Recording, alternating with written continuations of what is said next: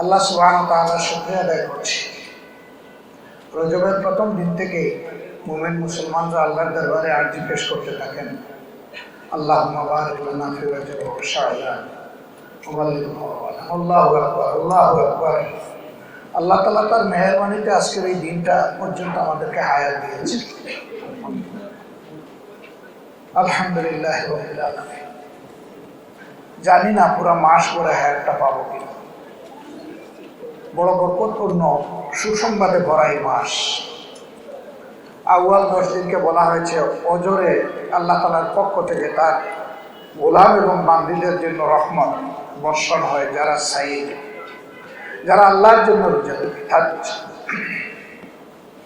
দ্বিতীয় 10টা দিন হচ্ছে ওরকম যারা ঈমান এবং ইহতিসাবের সাথে রোজা রাখে, আল্লাহ তাআলা তাদেরকে মাগফিরাতের ব্যবস্থা করে। আর তৃতীয় 10টা দিন পুরস্কার পাওয়ার দিন। আল্লাহ তাআলার পক্ষ থেকে সুসংবাদ জানানো হয়, তোমরা যারা শুধু আমাকে ভয় করে রোজা রেখেছ, আমি তোমাদেরকে আমার তৈরি জাহান্নাম থেকে মুক্ত করে দিলাম। আল্লাহ রাব্বুল আলামিন এবারকার এই রমাদান যেন আমাদের জন্য এইরকমই কল্যাণকর করেন। 7-8 দিন ধরে কিছুটা অসুস্থতা যাচ্ছে, কিন্তু রমাদান আসার আগেই চিন্তা করেছিলাম যে আল্লাহ যদি তৌফিক দেন এই পর্যন্ত যদি বেঁচে থাকি, তাহলে এবারকার এই পবিত্র রমজান মুবারক আজকের এই পরিসরে যেন আদায় করতে পারি। আলহামদুলিল্লাহ, আল্লাহ সেই তৌফিক দান করেছেন। এখানে যারা আমাদের দাওয়াতে এসেছেন তারা বেশিরভাগই ইলমে দ্বীনের খেদমতে আছেন, কেউ উস্তাদ আর কেউ তালাবা। এই দুই শ্রেণী আল্লাহর পক্ষ থেকে সুসংবাদ প্রাপ্ত। তাদেরকে শ্রেষ্ঠ বলা হয়েছে, যারা দিন শিক্ষা করে এবং শিক্ষা দেয়, নিজেরা শিখে অন্যকে শিখায়, নিজেরা শিখে আমাদের এই ছাত্র বন্ধুরা, আর শিখান আপনারা যারা উস্তাদ আছেন তারা। আপনাদের এই মর্যাদা আল্লাহ তাআলা দুনিয়া এবং আখিরাত দুই জায়গায় অনেক বাড়ায় দেন। এর রমাদান আল্লাহ তাআলা আমাদেরকে দিয়েছেন আমাদের গুনাহ খাতা পড়ে ছাই করার জন্য। আল্লাহর হাবিব উঠে দাঁড়িয়েছেন, মিম্বরে যাচ্ছেন, আল্লাহুম্মা আমিন, আল্লাহুম্মা আমিন, আল্লাহুম্মা আমিন বলে। হয় তিনি জিজ্ঞেস করেছেন অথবা উপস্থিত সাহাবায়ে কেরাম তার কাছ থেকে জানতে চেয়েছেন, হে আল্লাহর হাবিব, এমন কিন্তু আর কোনোদিন করেন নাই, আজকে এই 3বার আল্লাহুম্মা আমিন বলতে বলতে কেন যাচ্ছে? তিনি বললেন যে জিবরিল আমিন এসে 3টা কথা বলেছেন, 3টা দোয়া করেছেন, আমি তার সাথে সুর মিলিয়েছি। যারা জীবনে রমজান পেল আর নিজের গুনাহ খাতা পড়াইয়া ছাই করতে পারলো না, আল্লাহর শ্রেষ্ঠ ফেরেশতা জিবরিল বললেন সে ধ্বংস। আমি বললাম আমি। যে মা বাপ দুইজনকেই পেল বৃদ্ধ বয়সে, বা কমপক্ষে একজন পেল, কিন্তু তাদের মন করে খেদমতের মাধ্যমে নিজের জান্নাত সহজ করে নিতে পারলো না, আমি বললাম সে ধ্বংস হোক। জিবরিল বললেন সে ধ্বংস হোক। আমি বললাম আমি। তিনি বললেন জমিনের উপরে এবং আসমানের নিচে সবচেয়ে বড় নিয়ামত সৃষ্টির মধ্যে যিনি, হে নবী, আপনার নাম শোনার সাথে সাথে যে আপনার উপরে সম্মান দেখে দুরূদ পেশ করলো না, সে ধ্বংস হোক। আমি বললাম আমি। তাইলে এই রমজান কি সুখবার্তা, আনন্দের বার্তা আমাদেরকে নিয়ে এসেছে।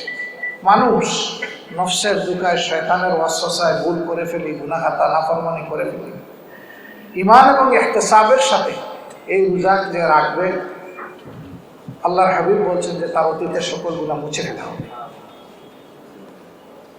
এবারকার এই রমজান যেন আমাদের জন্য এই বার্তা নিয়ে আসে। এখানে এতিমদেরকে আমরা দাওয়াত দিয়ে তাদেরকে সম্মানিত করি নাই, আল্লাহু আকবার, আমরা সম্মানিত হয়েছি। আল্লাহ হাবিব মুহাম্মদ রাসূলুল্লাহ সাল্লাল্লাহু আলাইহি ওয়াসাল্লাম আঙ্গুলের সাথে আঙ্গুল চেপে যেটা বলেছিলেন, এইটাই আমাদের আবেগ, যে জান্নাতে আমি আর আমার এতিমরা এরকম। আল্লাহু আকবার। তিনি বলেছিলেন আমিও এতিম, তিনি তো এতিম হয়ে দুনিয়ায় আসেন, জন্মের আগেই তো পিতা চলে গেলেন। এই এতিমকে ভালোবাসা, সম্মান করা, এটা আমাদের ঈমানের অংশ, এটা সৌভাগ্যের ব্যাপার, এটা সবার কিসমতে হয় না। আপনারা যারা আপনাদের সন্তান তুল্য এতিমদেরকে এখানে নিয়ে এসেছেন, আমি মহান আল্লাহর শুকরিয়া আদায় করার পাশাপাশি আপনাদের প্রতি গভীর কৃতজ্ঞতা আদায় করছি। আমরা গিয়ে গিয়ে আপনাদের মাদ্রাসাগুলোতে ঘুরে ঘুরে যদি তাদের একটু মাথায় চুমু দিতে পারতাম বড় ভালো লাগতো। সেটা সহজ করে দিয়েছেন আপনারা এখানে আসা না। এর বিনিময়ে আপনাদেরকে এবং এই আইতাম বন্ধুদেরকে আল্লাহ তাআলা দুনিয়া এবং আখিরাত দুই জায়গায় ইজ্জত বাড়িয়ে দেন।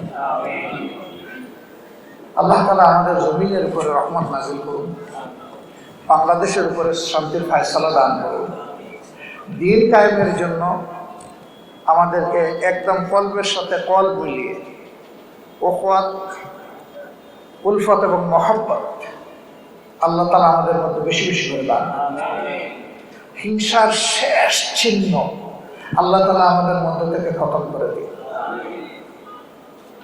বিনয়ের বিপরীতে অহংকার, এই নাপাকি থেকে আল্লাহ তাআলার কাছে শতভাগ আশ্রয় আছে। আল্লাহ বিনয় দিয়ে আমাদের কলকে পরিপূর্ণ করে দিন। সাংবাদিক বন্ধুরা যারা এসেছেন আমাদের প্রেস কভার করার জন্য, আল্লাহর দরবারে দোয়া করি সত্যকে ধারণ করার জন্য আপনাদের অন্তরকে আল্লাহ তাআলা খুলে দিন।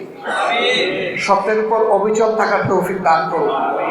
সমাজের কল্যাণে আপনাদেরকে দায়িত্বশীল ভূমিকা পালন করার তৌফিক দান করুন। কালোকে কালো বলে ধরিয়ে দিয়ে তাকে সংশোধনের জন্য আপনারা যাতে দায়িত্ব পালন করতে পারেন সেই শক্তি আল্লাহ আপনাদেরকে দান করুন। আবার কারো ভালো দিক থাকলে সেই ভালো দিকটা সমাজে তুলে ধরে যাতে জনগণ ভালো কাজে উৎসাহিত হয়, সেই জন্য আল্লাহ তাআলা আপনাদের জবান, আপনাদের হাতকে আল্লাহ তাআলা আরো মজবুত করে দিন। আবার সবার প্রতি শুকরিয়া আদায় করেন। সর্বোপরি মহান আল্লাহ তাআলার দরবারে শুকরিয়া আদায় করে আমার কথা এখানেই শেষ করছি। আল্লাহ হাফিজ। আসসালামু আলাইকুম ওয়া রাহমাতুল্লাহি ওয়া বারাকাতুহু। সুবহানাল্লাহি ওয়া বিহামদিহি, আশহাদু আল্লা ইলাহা ইল্লা আনতা, আস্তাগফিরুকা ওয়া আতুবু ইলাইক।